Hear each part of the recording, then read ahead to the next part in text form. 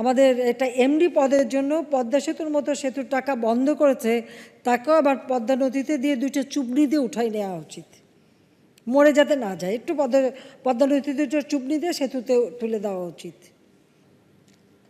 পদ্মা সেতুর অর্থ বন্ধ করলো ডক্টর ইউনূস। কেন? গ্রামীণ ব্যাংকের একটা এমডির পদে তাকে থাকতে হবে। তাকে আমরা প্রস্তাব দিয়েছিলাম গ্রামীণ ব্যাংকের উপদেষ্টা হতে, এমেরিটাস উপদেষ্টা হিসেবে থাকার জন্য আরও উচ্চমানের। সেটা সে ছাড়বে না, তার এমডি থাকতে হবে, কিন্তু তার বয়সে কুলায় না।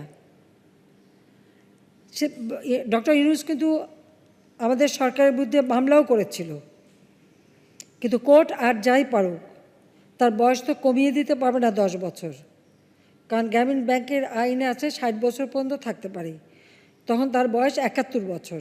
তো এই বয়সটা কমাবে কিভাবে? সে মামলায় সে